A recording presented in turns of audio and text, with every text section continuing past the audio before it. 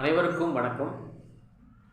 Gold medals Hindi guide வழங்கும் கற்க கசடர நிகழ்ச்சிக்கு உங்களை வரவேற்பதில் எந்த பெருமையும் மகிழ்ச்சியும் அடைகின்றேன். தொடர்ந்து நீங்கள் எங்களுக்கு அளித்து வரும் ஆதரவுக்கு மிக்க நன்றி. இன்றைய தலைப்பு துளசி தரங்கு என்னும் தலைப்பு. துளசிதாசர் ஹிந்தி இலக்கியத்திலே மிக சிறந்த இடத்தை பிடித்துள்ளவர். அவரை பற்றி அறியாத இந்திய மக்களே பெரும்பாலும் இருக்க மாட்டார்கள். ஏனென்றால் அவர் எழுதிய ராமாயணம் துளசிதாஸ் ராமாயணம் என்று எல்லோராலும் போற்றப்படுகிறது. ஆனால் அவருடைய பெயர் ராமச்சரித்தமானஸ் என்பது. ராமச்சரித்தமானஸ் என்பது அந்த மானஸ் உண்மையில் ராமனுடைய ராமாயண கதை தான். சமஸ்கிருத மொழியிலே வால்மீகி ராமாயணம், தமிழ் மொழியிலே கம்பராமாயணம், ஹிந்தி மொழியிலே துளசி ராமாயணம். துளசிதாஸ் அவர்கள் தன்னுடைய இந்த காவியத்துக்கு ராம் சரித்த மானஸ் என்று பெயர் வைத்தார். ராம் சரித் என்றால் ராமனுடைய வரலாறு, ராமனுடைய சரிதம், ராமனுடைய கேரக்டர், ராமனுடைய பண்புகள், ராமனுடைய பழக்க வழக்கங்கள், ராமனுடைய நடத்தைகள், ராமனுடைய மகிமைகள், இவை அனைத்தும் அடக்கும் அந்த ஒரு வரியிலே. அதில் இந்திய மக்களுடைய மானஸ் என்றால் மனம் என்ற அர்த்தம். நாங்கள் சொல்லுவோம் மனசுன்னு சொல்லுவோம். மனசு தான் மானஸ் ஆச்சு, அல்லது மானஸ் மனதாயிற்றா, அல்லது மனசு மானசா என்று யாராலும் அறிவித்து கூற முடியாது. எப்படியோ மானஸ் என்றால் மனம். இந்திய மக்கள் ஒவ்வொருவருடைய மனமாக விளங்குவது ராமச்சரித்த மானஸ். இதை வடநாட்டிலே படிக்காத பாமர மக்களும் கூட மனப்பாடமாக பாடுவார்கள்.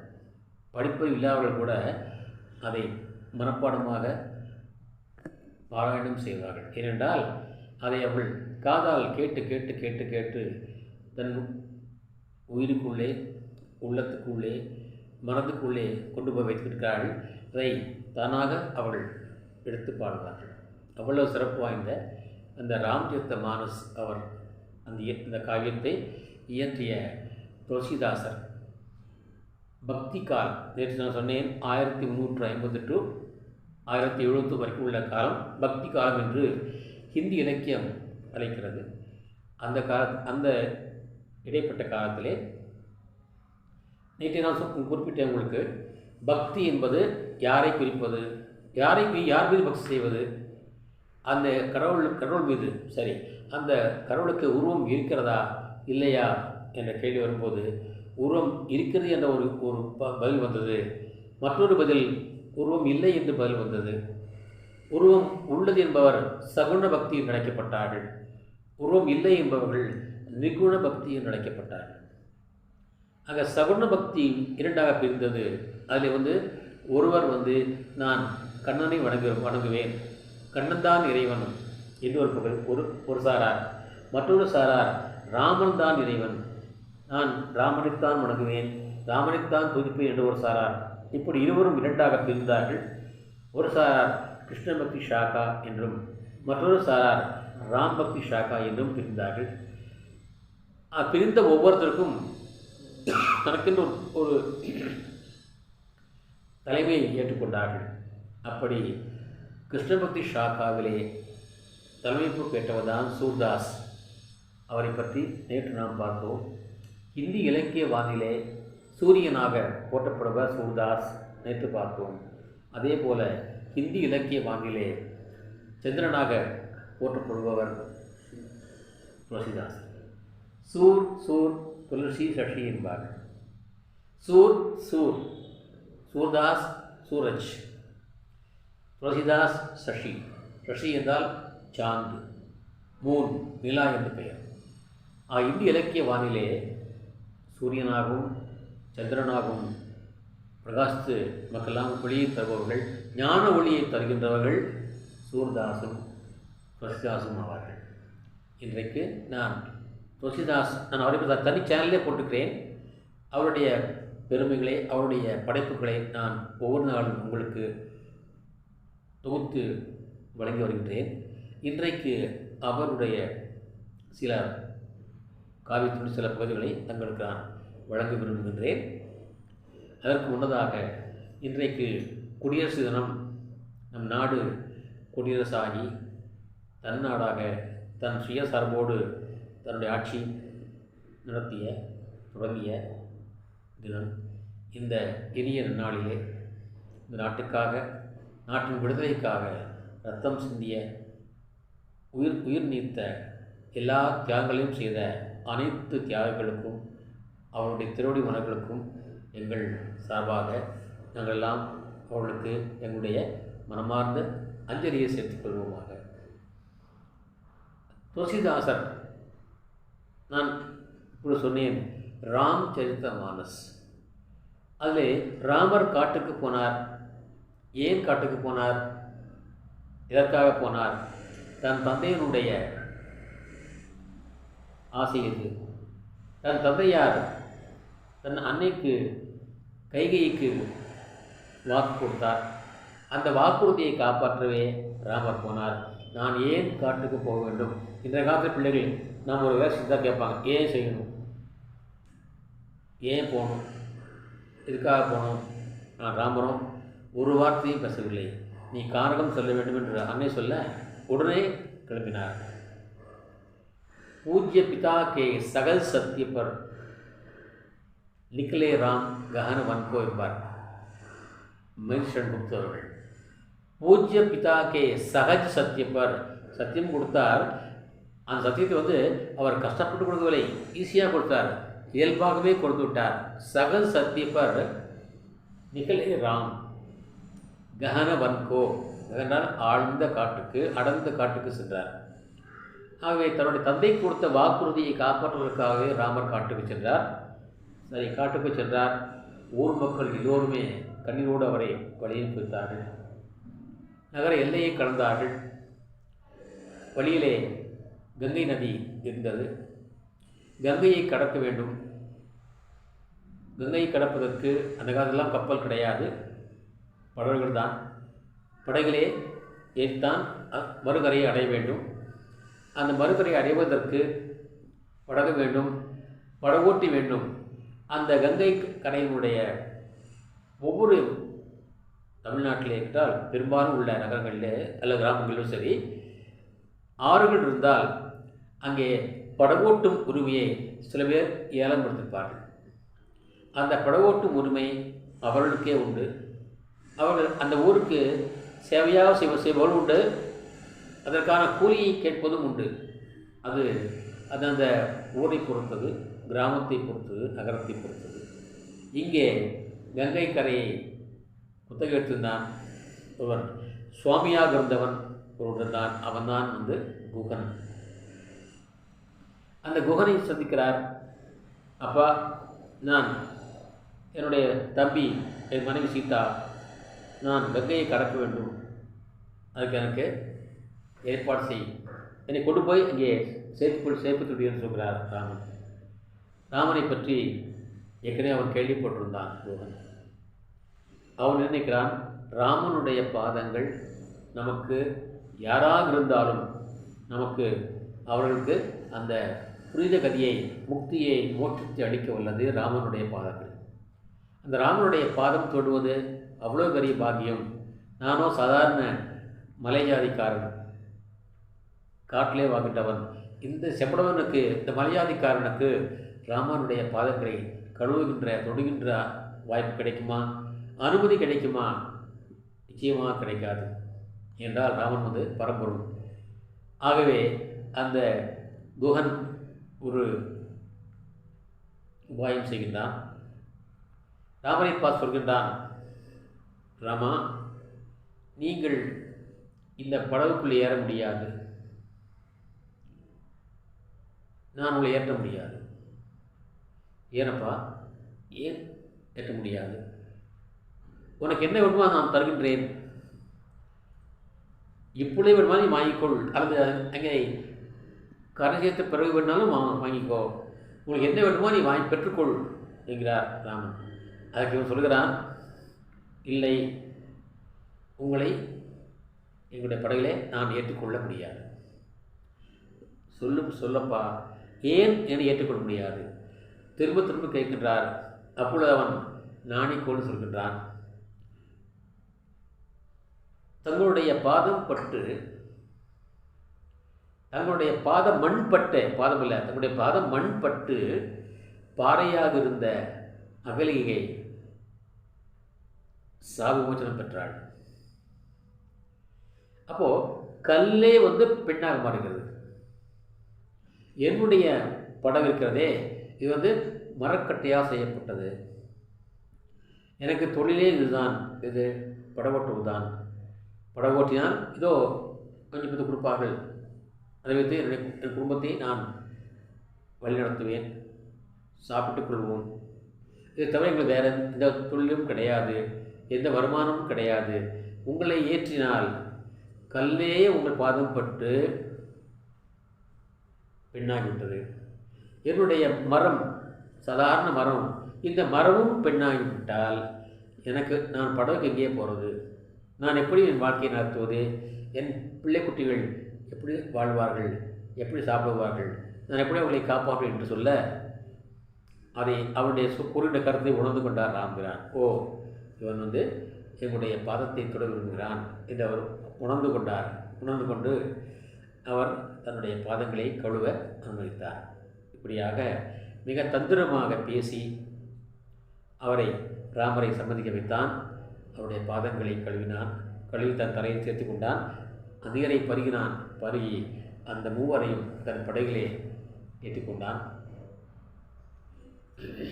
நான் ஏற்கனவே சொல்லிக்கிறேன், ரஹீம் என்ற ஒரு கவிஞர், நான் பிறகு வருகிறேன், அவர் ரீத்திகால் என்று சொல்ல சேர்ந்தவர். நான் பிறகு அவரை பற்றி சொல்லுவேன். அவர் தன்னுடைய ஒரு கவிதையிலே அவர் சொல்லியிருக்கிறார்.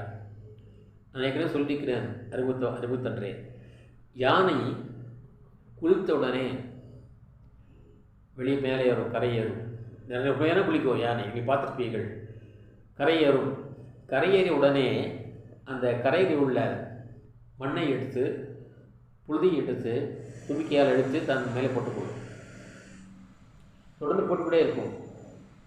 நாங்கள் என்ன செய்வோம்? மண்ணிலிருந்து நாம் விடுதலை அடைய குளிப்போம். அழுக்கை நீக்க நாங்கள் குளிப்போம், புழுதியை நீக்க நாங்கள் குளிப்போம். ஆனால் இந்த யானையினோ குளித்த பிறகு தன்னை அழுக்கப்பட்டுகிறதே, தன்னை மாசுபடுத்திக் கொள்கிறதே என்று அவெல்லாம் ஆச்சரியமாக இருக்கும். ஏன் இப்படி செய்கிறது?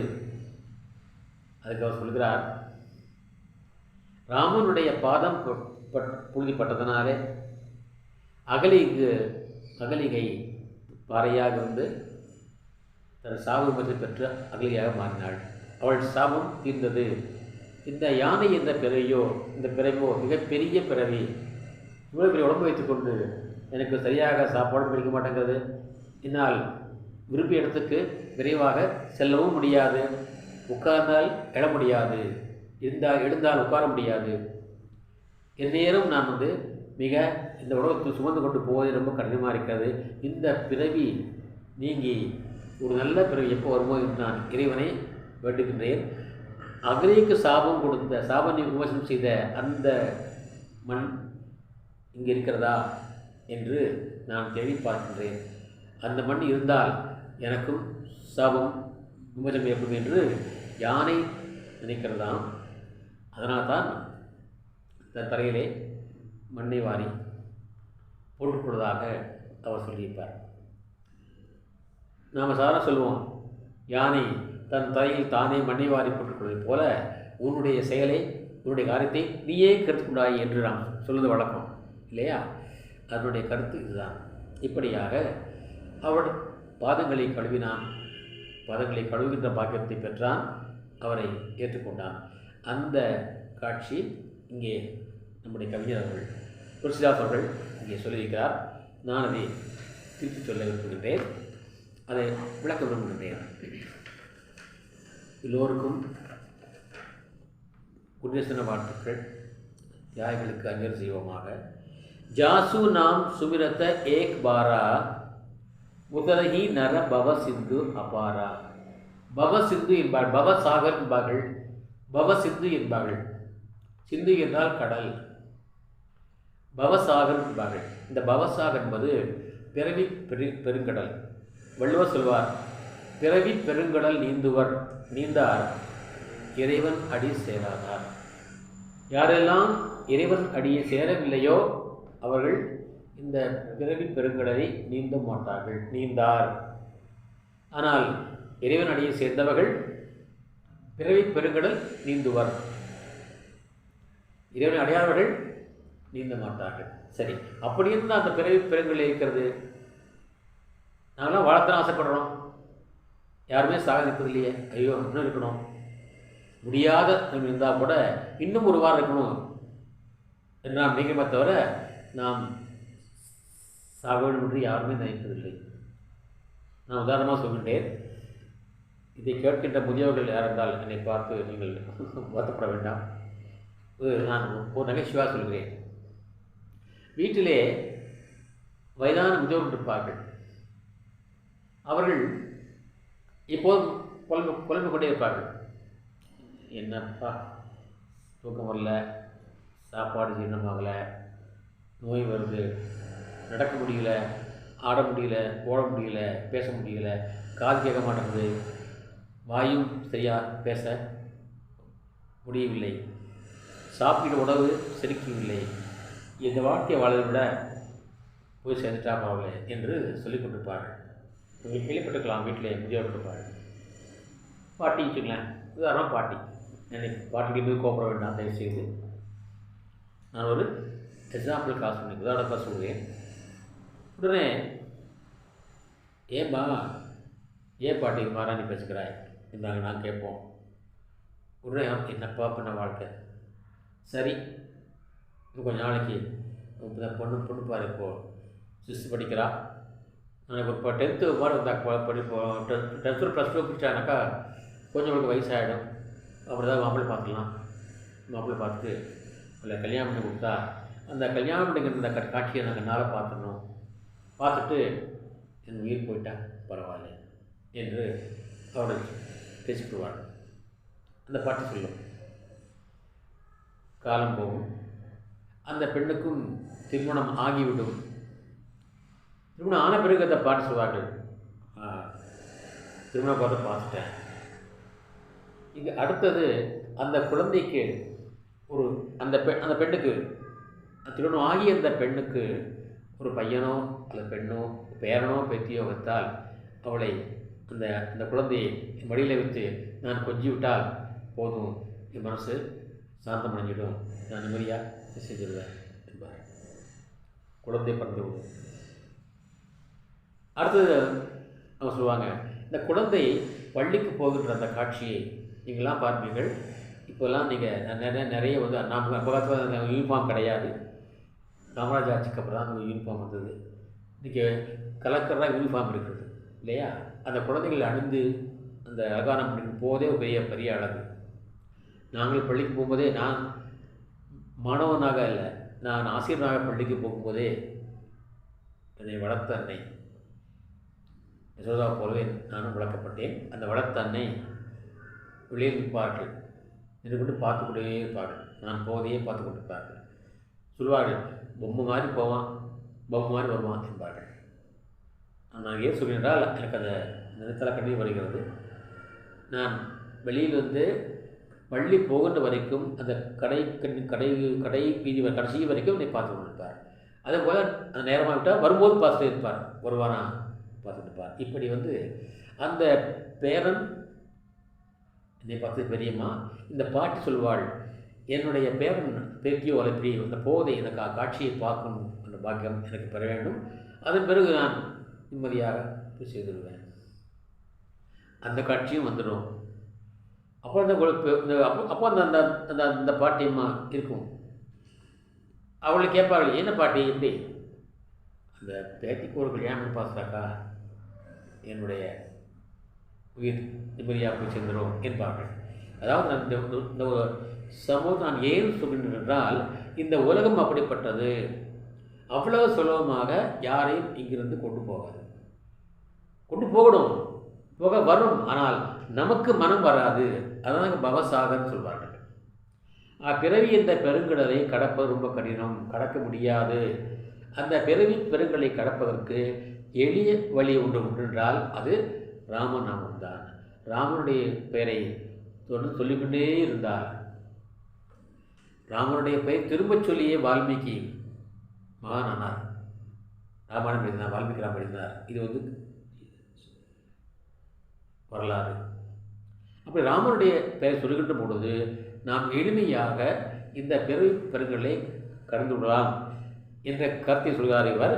ஜாசு நாம் சுமிரத்த ஏக் பாரா, யாருடைய பெயரை ஒருமுறையேறும் நினைத்தாலே போமா, சுமிரத்த நினைத்தாலே போதும், ஏக் பாரா ஒருமுறை ஏறும். உதரகி நர, மனிதர்கள் இந்த பெருங்களில் இறங்கலாம், தைரியமாக இறங்கலாம். பவ சிந்து உத்தரகி, இந்த பெருங்களில் இறங்கலாம், இறங்கி மிக சுலபமாக அபாரா கடந்து போகலாம். சோயி கிருபாலு கேவட்டகி நிகோரா, அப்படிப்பட்ட ஒரு கிருபாலு, கிருபை கொண்ட அருளக்கூடிய அந்த ராமனை கேவட், இந்த கேவட்டுங்கிறது அந்த குஹர், நிகோரா பார்த்தான். சரி, இவருடைய இன்னொரு கதையும் அவனுக்கு ஞாபகம் வருகிறது. அவனுக்கு என்ன, ஜேஹி பகு ஜகு கிய திஹு பககு தே தோரா, அந்த பாதத்தினுடைய மகிமையை இன்னொரு கதையை வயலாக சொல்கின்றார் துளசிதாஸ். ராமாவதார திருமருடைய அவதாரங்கள் மற்றும் 10 என்பார்கள், தசாவதாரம் என்பார்கள். 10 + அவதார் தசாவதார், 10 அவதாரங்கள். அதிலே ஒரு அவதாரம் வாமன அவதாரம், நீங்களாம் படித்திருப்பீர்கள். வாமன அவதாரம் மகாபலி சக்கரவர்த்தியினுடைய செருக்கை அடக்குவதற்காக, அவனுடைய புகழை இன்னும் நாட்டிலே உலகத்திலே நிலைநாட்டுவதற்காக அவர் திருமால் வாமனாக அவதாரம் எடுத்தார். வாமன் என்றால் அர்த்தம். சின்ன குழந்தையாக, ஒரு பிராமண குழந்தையாக கையில் குடையை பிடித்துக் கொண்டு அங்கே செல்கிறார். யாரிடம் போகிறார்? பலியிடம் போகிறார். அந்த அவனும் போய் கேட்கிறார், எனக்கு நான் என்ன வேணுப்பா அவனுக்கு? சின்ன பையன் தானே போகிறாரு. பாவன் என்றால் 52, 51 52, 50 के बाद 50 50, 51 51, 52 52. பாவன் என்றால் 52 அங்குலம் அர்த்தம். அவன் அந்த பையன் உயரமே 52 அங்குலம் தான், இன்ச்சு தான், அங்குலம் இன்ச்சு. அதனால வாமனன் பேர். பாமன் வாபான்னு தானே வாமன், அதான் வாமனன் போகிறான். ஐயா எனக்கு நான் நிலம் வேண்டும். யாரிடம் போகின்றான்?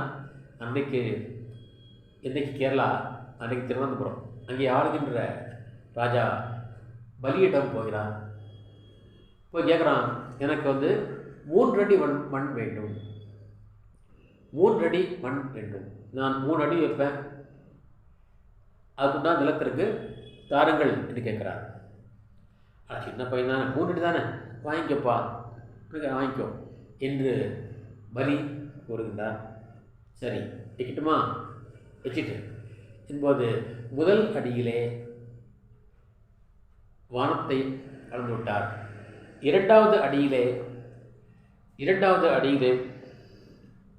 பூமியை அளந்து விட்டார்.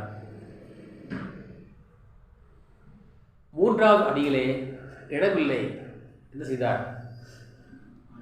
பலியுடைய தலைமையை வைத்து விட்டார். அப்போ அந்த பாரம் தாங்காமல் விஸ்வரம் பார்த்தீங்கன்னா, நீ பார்த்துக்கிறீங்க, விஸ்வரம் தரிசனம் பார்த்துருக்கீர்கள், விண்ணுக்கும் மண்ணுக்கும் நிற்பாரப்போ அந்த வெயிட் தாங்காமல் அந்த பலி பூமிக்குள்ளே போடுகிறார். அந்த பூமிக்குள்ளே போன உடனே ஊர்மக்கள்லாம் அழுகிறாள். ஐயோ, எங்கள் சக்கரவர்த்தி இவங்க நல்லவராச்சே, அவரை இந்த மாதிரி நீங்கள் செய்விட்டு என்று நாராயணனை பார்த்து அழுகிறார். அப்பொழுது சொல்கிறார், திருமால் சொல்கிறார், உங்களுடைய ராஜாவுக்கு மன்னருக்கு அழியா புகழை அளிப்பதற்காகவே நான் இந்த அவதாரம் எடுத்தேன். இனி நீங்கள் அவனுக்கு அழிவே கிடையாது. ஒவ்வொரு ஆண்டும் ஆவணி மாதம் திருவோணம் நட்சத்திரம் அன்றைக்கு அவர் உங்களை சந்திக்க இங்கே வருவார். நீங்கள் அவரை வரவேற்க ஆடல் பாடல் எல்லாம் நடத்துங்கள். ஒரு பண்டிகையாக கொண்டாடுங்கள். வீடு வாதெல்லாம் வந்து பூக்கோலம் போட்டு அத்தப்பூ கோலம் போட்டு அவரை வரவேற்க வேண்டும் என்று அவர் சொல்லி செல்ல, அந்த நாளைத்தான் இன்றைக்கு கேரள மக்கள் ஓணம் பண்டிகையாக கொண்டாடுகிறார். ஆக ராஜா பலியுடைய வரலாறு திருமாலுடைய வரலாறு ஒருங்கிணைந்து அது அழியாமல் இருக்கிறது. அந்த கருத்தை இங்கே சொல்கிறார் துளசிதாசர். ஜேஹி ஜெகக்கிய திகு பகுத்தே. திகு என்றால் 3, பகு என்றால் பாதங்கள். 3 பகுகளால் அது தோரா சீதாக என்று எண்ணி அதை உலகத்தையே வென்று அவனுடைய 3 அடியாலை அளந்துவிட்ட அந்த ராமனுடைய பெருமையை அவன் சிந்திக்கிறான்.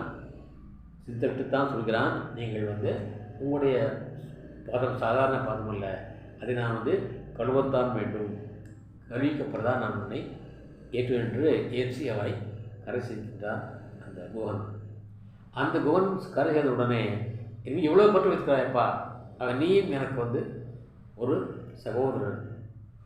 கம்பராமாயணத்திலே கம்பர் சொல்வார், அன்புள்ள குகனோடும் ஐவரானோம். அந்த ஓரை தன் தம்பியாக ஏற்றுக்கொண்டார். அதுதான் இங்கே துளசிதாசன். குகன் வந்து தாதி ஜாதிக்காரன். இங்கே ஜாதி வேற்றுமை கிடையாது. என்னை யாரெல்லாம் சரண் அடைகிறார்களோ அங்கே வந்து ஜாதி வேற்றுமை மத வேற்றுமை கிடையாது. அதுதான் மானஸ் என்று வைத்தார். துளசிராமாயணத்தினுடைய மெயின் முக்கியமான நோக்கமே இந்தியர் சொல்வார்கள் உத்தேஷ்யம் என்பார்கள், எய்ம் என்று சொல்வார்கள். அந்த உத்தேசியம் வந்து சமன்வய பாவனை தான். அனைவரையும் ஒன்றாக கருதுகின்ற உணர்வுகள் தான் அங்கே அவருடைய மெயின் நோக்கமே அதுதான். துளசிதாசர் நோக்கம் வந்து எல்லா மதத்தோரும் ஒன்று, எல்லா ஜாதிக்கும் ஒன்று, எல்லோருமே மனிதர்கள். இந்த கருத்தை இந்த கதையை அப்படியே ஒரு 2 நிலையில் சொல்லியிருப்பார் கவியரசர். மாபலி சிறந்தன்னில் கால் வைத்து இந்த மண்ணும் விண்ணும் அளந்த அவதாரம். மாபலி சிரம் தன்னில் கால் வைத்து இந்த மண்ணும் விண்ணும் அளந்த அவதாரம் வாமன அவதாரம்.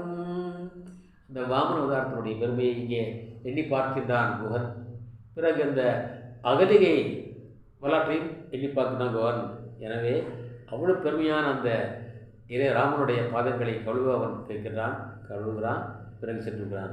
இந்த கருத்தை இந்த கவிதை வகையில் நாம் அறிகின்றோம். அடுத்து ராமனுடைய பெருமையை பற்றி சொல்லப்படுகின்ற சொல்லப்பட்ட ஒரு கவிதை. இது கொஞ்சம் நீண்டு போகிறது, நீள வைக்கலாமா வேண்டாமா என்று யோசிக்கிறேன். சரி, அவரை பற்றி அவருடைய சில குறிப்புகளை நான் உங்களிடம் சொல்லிக் ஆசைப்படுகின்றேன். ஏனென்றால் அடுத்து வருவது நான் எடுத்திருப்பது மிக பெரியது. ஏறக்குறைய 10 வரிகள் உண்டு. ஒவ்வொரு வரிக்கும் ஒரு கதை உண்டு. அதை எடுத்தால் எனக்கு வரும் இந்த நேரம் உங்களுக்கு எனக்கு பத்தாது.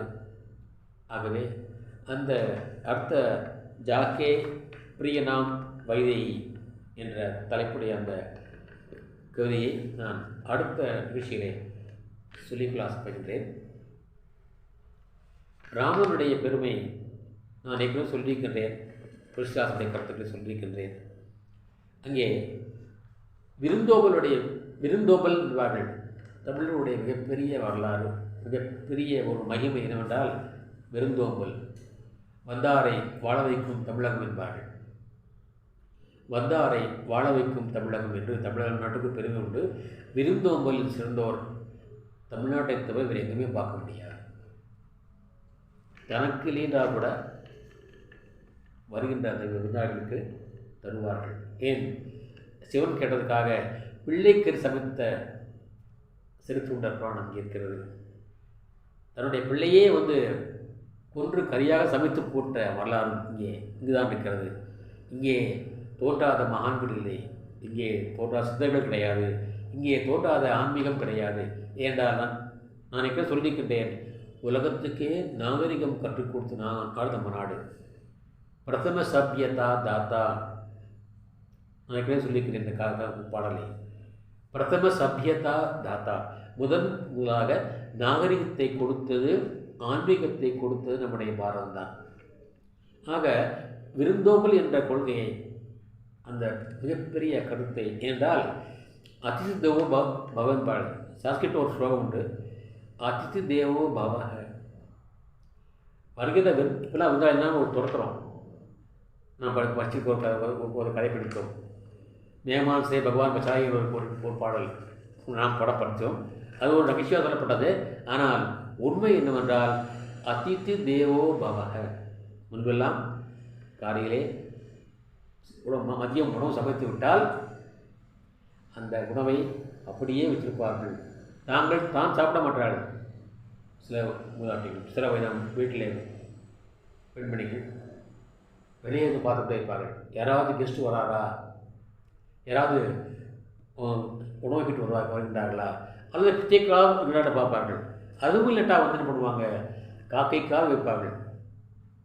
அது அந்த பக்கத்தை நீங்கள் வைத்துக் கொள்ளுங்கள். ஒவ்வொரு நாளும் நீங்கள் சமைத்த உணவை யாருக்காவது கொடுக்கும் பழக்கம் வைத்துக் கொள்ளுங்கள். அப்படி இல்லாவிட்டால் காகத்துக்காக சாப்பிட வைத்துவிட்டு நீங்கள் சாப்பிடுங்கள். அது மிக சிறந்த பழக்கம். என்றால் அந்த விருந்தாளை உபசரிப்பது மிகப்பெரிய புண்ணியம். அந்த புண்ணியம் எல்லோருக்கும் கிடைக்காது. உங்களுக்கு கிடைத்தால் அதை நீங்கள் பயன்படுத்திக் கொள்ளுங்கள். அதை விட பெரிய ஒரு புண்ணியம் வேறு இல்லை. அன்னதானம் சொல்வார், அது மிக சிறந்தது. அதுபோல வந்த விருந்தாளியை நீங்கள் அன்னம் போட்டாலும் பரவாயில்லை, மதிக்க வேண்டும். அது சொல்வார் பிரசிதாசர், ஆவத் ஹி ஹர்ஷே நஹி, குறித்துக் கொள்ளுங்கள். ஆவத் ஹி ஹர்ஷே நஹி, நைனன் நஹி சனே, நைனன் நஹி சனே, तुलसी तहाना जाइए कंचन बरसे मेघ, तुलसी तहाना जाइए कंचन बरसे मेघ. இப்போ நாங்கள் வீட்டுக்கு போகிறோம், நாங்கள் வீட்டுக்கு வர வச்சுங்களேன். நீங்கள் என்ன செய்யணும், என்ன செய்வீங்க? குருஜி வாங்க, சார் வாங்க, ஐயா வாங்க என்று வரவேற்க வேண்டும். அப்புறம் உட்கார வைப்பீங்க. அப்புறம் தண்ணீர் குடிப்பீர்கள். ஐயா என்ன சாப்பிட்றீங்க? சார் என்ன சாப்பிட்றீங்க? எல்லாம் சார் நான் வேண்டாமல் மறுத்தால் நீங்கள் எதாவது கொண்டு கொடுத்து சாப்பிட சொல்வீர்கள் இல்லையா? இது நாட்டிலே தொன்று நடக்கிற பழக்கம் தான். இதுதான் அதிதி தேவோ பவ என்பார்கள். விருந்தாளிகள் நமக்கு கடவுளை போன்றவர்கள். கடவுள் நேரில் வரமாட்டார், இப்படித்தான் வருவார். ஆக நாங்கள் வரும்பொழுது என்னை பார்த்த உடனே நீங்கள் சிரிக்கவில்லை, ஆவத்தகி வந்ததுமே ஹர்ஷே நகி, உங்கள் முகத்திலே சிரிப்பு இல்லை. சரி, பரவாயில்லை, சிரித்தால் முத்து உயிர்விடும், பரவாயில்லை, சிரிக்க மாட்டீங்க. சரி, நைனன் நகி சனே, நைனா கண்ணு, ஸ்னேகன்னா பாசம். கண்களிலும் பாசம் இல்லை. அது கண்ணிலாவது பாசத்தை காட்டலாம், கண்ணை சுந்தலாம், கண்களிலே பாசத்தை காட்டலாம். ஆனால் கண்ணிலும் பாசம் இல்லை. நைனன் நகி சனே. அப்படி உள்ள இடத்துக்கு விஷா சொல்கிறார், துளசி தஹானா ஜாயியே வஹா மத் ஜாயியே, அங்கே நீங்கள் போக வேண்டாம். சரி, நான் போகிறேங்க. ஏன் போகிறாய், ஏன் போகிறீர்கள் அவர் கேட்குறார். இல்லைங்க, அந்த வீட்டில் மழை பெய்கின்ற பொழுது, எங்கள் வீட்டில் மழை பெஞ்சால் தண்ணி தான் மேலே விழுவோம். ஆனால் அந்த வீட்டில் மழை பெய்கின்ற பொழுது தங்கமாக விளையுதுங்க. தண்ணிக்கு பதிலாக தங்கம் விழுகிறது. தண்ணீருக்கு பதிலாக தங்கம் மழை பொழிகின்ற வீடு அந்த வீடு. அதனால் அங்கே நான் சென்றால் தங்கத்தை கொஞ்சம் எடுத்து வந்துடுவேன். தண்ணிக்கு பதிலாக தங்கத்தை கொண்டு வருவேன். ஒரு ஃப்ளாஸ்க்கு போய் பிடிச்சிட்டு வந்துடுவேன் தங்கத்தை என்று நான் சொன்னால் அது புதுசாக சொல்கிறாரு, எங்கே போகக்கூடாது. ஏன் போகக்கூடாது என்றால், உன்னை அங்கே மதிக்கவில்லை, உன்னை பார்த்தவர்கள் சிரிக்கவில்லை, சிரிக்காவிட்டாலும் பரவாயில்லை, வரவேற்கவில்லை, சிரிக்கவில்லை, கண்களாவது அந்த பாசத்தை கட்டினால்தான் அதுவும் காண்பிக்கவில்லை. அங்கே நீ ஏன் போகிறாய்? மதியாதார் குற்றம், மதியாமை கோடி பெரும்பார். மரியாதார் தலைவாசல் மிதிக்க வேண்டாம் என்பார் ஔவையார். ஆகவே நமக்கு எங்கே மதிப்பில்லையோ அங்கே நாம் செல்லக்கூடாது. தான் சொல்கிறார் அவர், ஆவத்தகி ஹர்ஷே நகி நைனன் நகி சனே துளசி தானா ஜாயியே கஞ்சன் பர்சே மேகினால் மேகம், கஞ்சன்னா தங்கம், பஸ்ஸுன்னா பொழிகிறது. மழையை தங்கத்தையே மழையாக பொழிகின்ற மேகங்கள் அந்த வீட்டில் இருந்தாலும் பரவாயில்லை, நீ அந்த வீட்டுக்கு போகக்கூடாது என்று சொல்கிறார். இத்துடன் இந்த தலைப்பை நிறைவு செய்கின்றேன். அடுத்த தலைப்பு வரும்போது, புரட்சி தலைப்பு வரும்போது நான் இன்னும் நிறைய ஒன்றாக தங்களிடம் சொல்ல விரும்புகிறேன். இதுவரைக்கும் என்னுடைய இந்த பாடத்தை கேட்ட உங்களுக்கு, என் கருத்தை கேட்ட உங்களுக்கு என்னுடைய மனமார்ந்த நன்றியை தெரிவித்துக் கொள்கிறேன். இதை கேட்கும் நீங்கள் தயவு செய்து உங்கள் நண்பர்களுக்கு பகிர்ந்து கொள்ளுங்கள். அது மட்டுமின்றி உங்களுக்கு நிறைவு இருப்பதாக தெரிந்தால், மனதுக்கு பட்டால் அதை பிறருக்கு சொல்லுங்கள். அதே நேரத்தில் எங்களுக்கும் உங்களுடைய கருத்தை அனுப்புங்கள். கடிதம் வாயிலாகவோ அல்லது ஃபோன் வாயிலாகவோ SMS வாயிலாகவோ அல்லது வாட்ஸ்அப் மூலமாகவோ அனுப்பி வைத்தால் எங்களுக்கு ஊக்கமாக இருக்கும், ஊக்கமும் கிடைக்கும். எங்களுடைய தொண்டு மேலும் மேலும் மெருகி வரும் என்று சொல்லி இத்துடன் நிறைவு செய்து, நாளை அடுத்த தலைப்பு கொண்ட பாடத்திலிருந்து தங்களை சந்திக்கும் வரை உங்களிடமிருந்து விடைபெறுவது உங்களின் ஆர். சுந்தரராஜன், திருப்பூர். நன்றி.